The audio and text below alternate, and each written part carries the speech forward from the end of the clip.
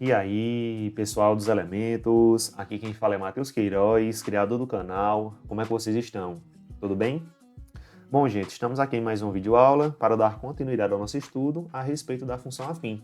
E nesta aula nós iremos realizar uma demonstração. Ah, professor, e que demonstração é essa? É a demonstração de que o gráfico de uma função afim é de fato uma reta, beleza? Então, bora lá. Bom, temos aqui o que se pede, né? Demonstre que o gráfico de uma função afim, f de x igual a x mais b, é uma reta não vertical, beleza? Ou seja, essa reta ela pode ser horizontal ou pode ser uma reta oblíqua. Nós iremos dividir essa demonstração em dois casos. O primeiro caso é quando a taxa de variação, ou se vocês preferirem, o coeficiente angular da reta, é igual a zero, beleza? Notem o seguinte. Se o coeficiente angular da reta é igual a zero, essa expressão aqui, que é a lei de associação da função afim, ela passa a ser desta forma.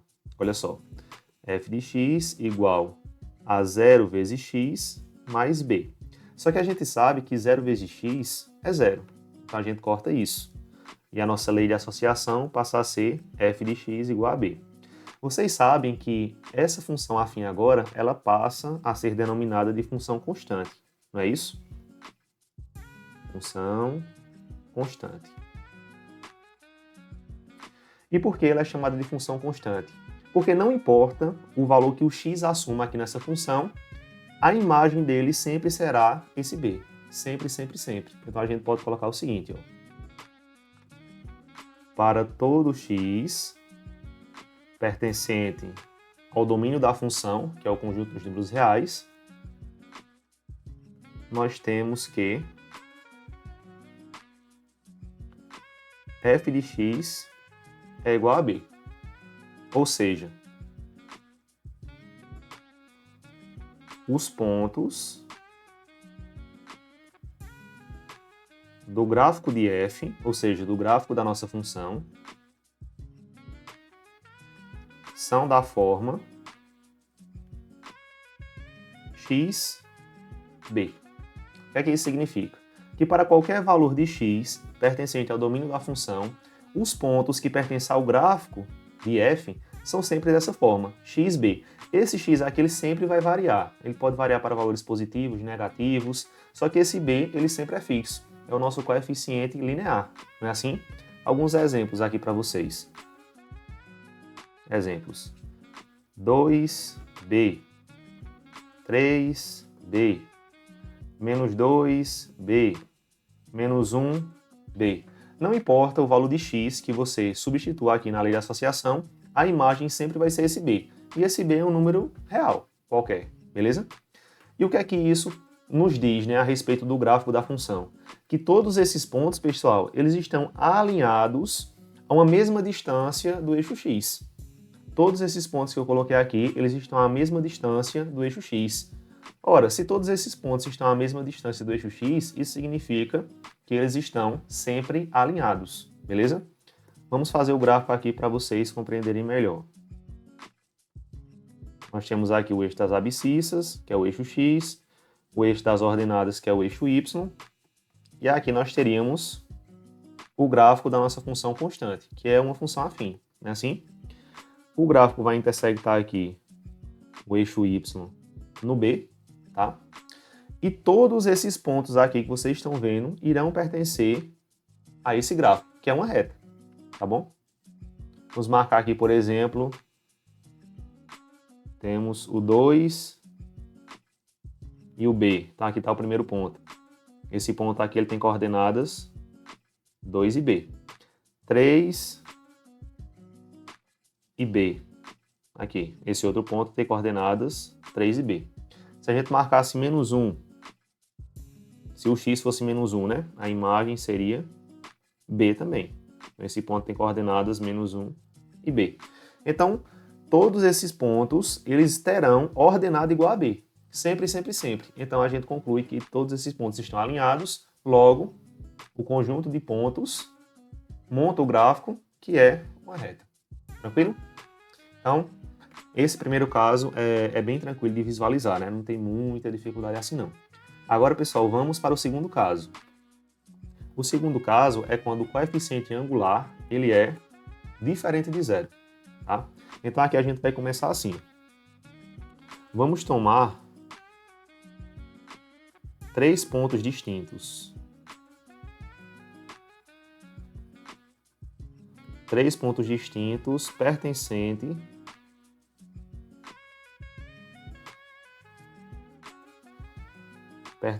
ao gráfico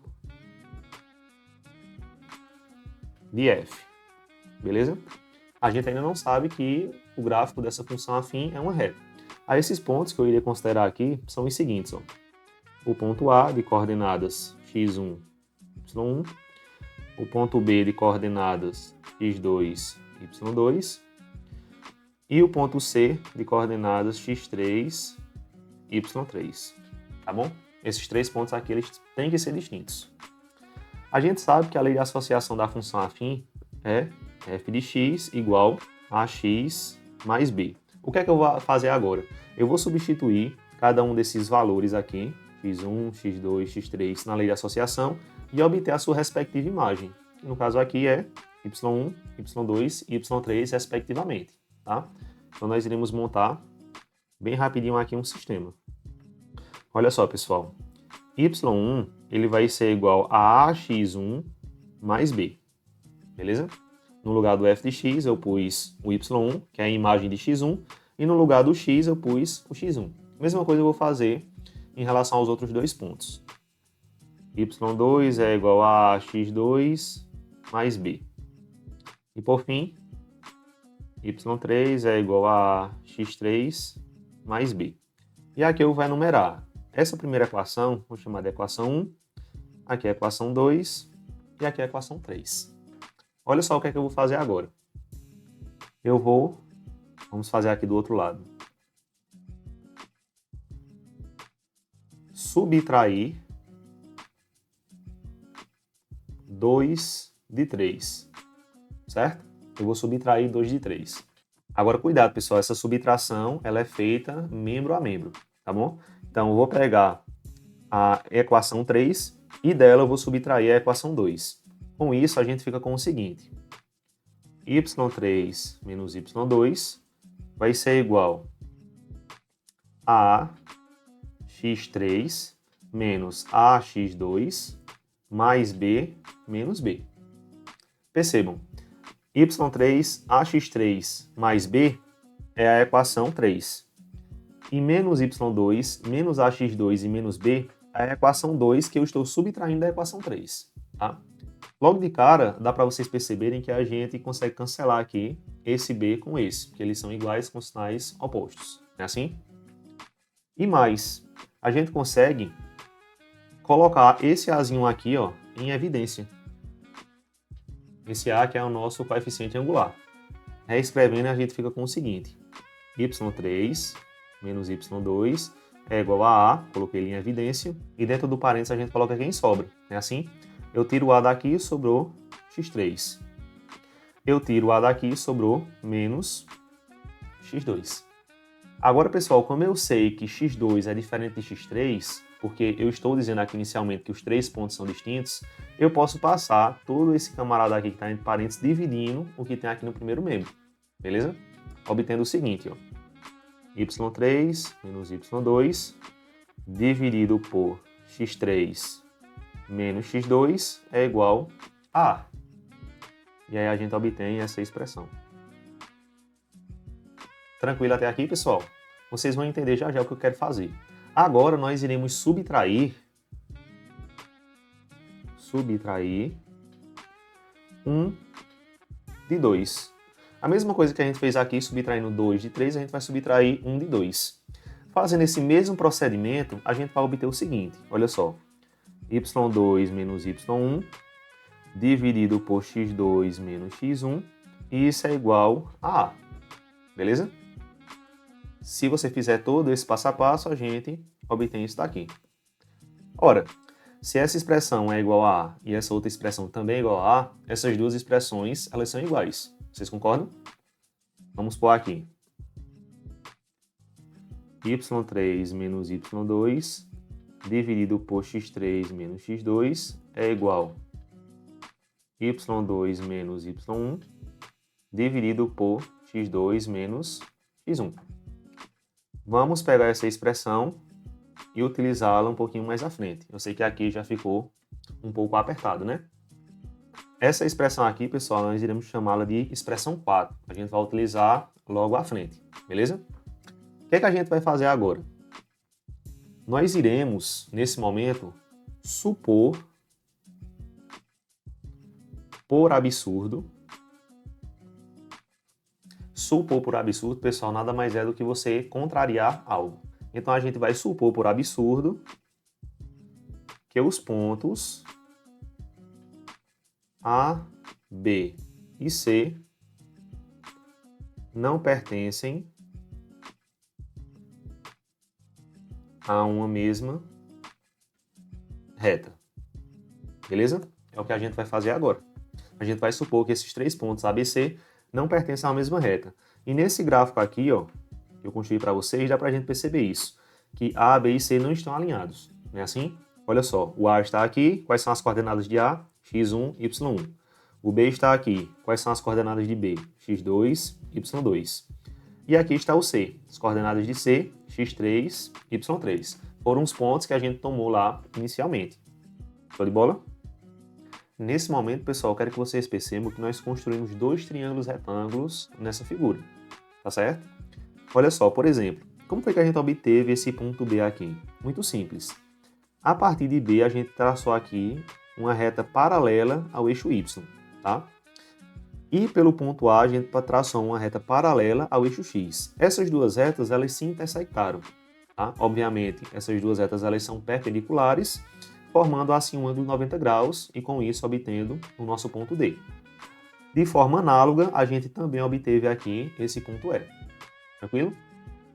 Bom, então o que é que eu quero que vocês percebam a respeito desses dois triângulos? Olha só. Notem que ABD, que é esse primeiro triângulo aqui, e BCE são retângulos.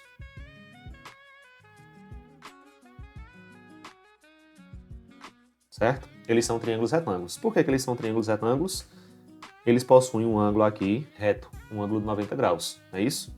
O ângulo D é igual ao ângulo E, que é igual a 90 graus.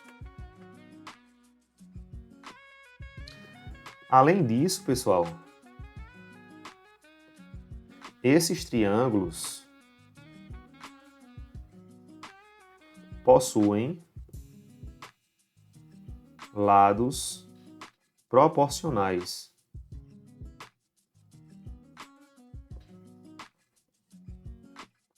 Oxente, professor, como assim? Esses triângulos, esses dois triângulos aqui, ABD e BCE, possuem lados proporcionais. Como foi que o senhor chegou a essa conclusão? Eu cheguei a essa conclusão, pessoal, através dessa expressão aqui 4 que a gente obteve. Vamos reescrever essa expressão 4 lá e vocês vão notar quais que são os dados proporcionais, tá bom? Olha só. Na nossa expressão, nós temos y3 menos y2 dividido por x3 menos x2.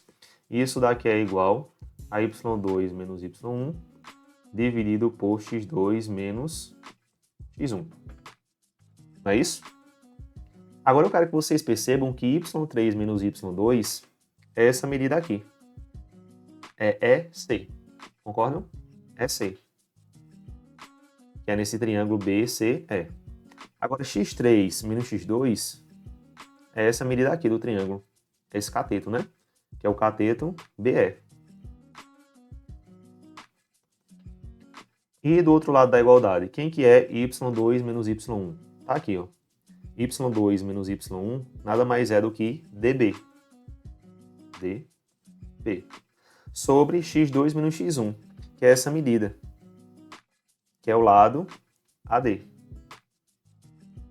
Então, de fato, pessoal, notem que EC sobre BE, EC sobre BE é igual a quem? A DB sobre AD. E esse conjunto de informações aqui, o que é que ele nos informa? Os dois triângulos são retângulos e possuem lados proporcionais. O que é que isso significa para a gente? em termos geométricos? Isso significa, pessoal, que os triângulos ABD e BCE são semelhantes. A gente ainda não estudou semelhança de triângulos aqui no nosso canal, mas quem já estudou anteriormente sabe que quando dois triângulos são semelhantes, eles possuem lados proporcionais. E a recíproca também é verdadeira. Se dois triângulos possuem lados proporcionais, então esses dois triângulos eles são semelhantes. Tá? E se dois triângulos eles são semelhantes, eles possuem ângulos correspondentes iguais. O que são ângulos correspondentes? São ângulos que estão na mesma posição, porém em triângulos distintos. Um exemplo aqui. Esse ângulo alfa ele tem que ser igual ao ângulo beta. Essa é a conclusão aqui que a gente tira. Alfa tem que ser igual a beta. Por que eles têm que ser iguais? Porque esses dois triângulos, ABD e BCE, são triângulos semelhantes. E triângulos semelhantes possuem ângulos correspondentes iguais. Certo? Ora, mas isso aqui é uma contradição. O alfa não poderia ser igual ao beta, porque esses três pontos eles não estão alinhados. A, B e C não estão alinhados pelo que a gente supôs aqui, ó, inicialmente. Não é verdade? Então, o que é que isso significa? Que se esses dois ângulos aqui eles são iguais e a gente supôs inicialmente que esses três pontos aqui eles não pertencem à mesma reta, isso significa que a nossa suposição inicial ela é falha. Então, pessoal, em palavras breves aqui, o que foi que aconteceu? Ocorreu uma contradição. A gente supôs inicialmente que esses três pontos aqui eles não pertenciam à mesma reta e chegou a uma conclusão de que eles pertencem à mesma reta, com uma contradição. Porque se esses dois ângulos aqui eles são iguais, os três pontos estão alinhados. Logo, esses três pontos aqui eles pertencem a uma mesma reta. Então, vamos escrever assim, ó. Logo, podemos concluir que A, B e C estão alinhados. E se eles estão alinhados, eles pertencem a uma mesma reta. Logo, o gráfico da função afim é de fato uma reta. Lembrando que a gente pegou três pontos aleatórios, né? Então isso serve para quaisquer três pontos do gráfico da função, que a gente acabou de ver que é uma reta. E para finalizar nossa aula, eu trago esse para quebrar-cabeça aqui para vocês, ó. A reta vertical não é gráfico de uma função afim. Mas por quê? Me digam aí, deixem nos comentários. Por que a reta vertical não pode ser o gráfico de uma função afim? Apenas as retas paralelas e oblíquas são gráficos de determinadas funções afins. Bom, pessoal, essa daqui foi a nossa videoaula. Espero aí que vocês tenham gostado. Foi uma aula mais técnica, né? Mas se ficaram com alguma dúvida, deixa as dúvidas aí nos comentários, que a gente tenta explicar tudo isso de uma forma melhor. Se teve alguma coisa nessa videoaula que agregou no seu conhecimento, deixa teu like aí, compartilha essa aula com um amigo, se inscreve no canal se ainda não for inscrito e aguardem as próximas aulas. Valeu e até mais!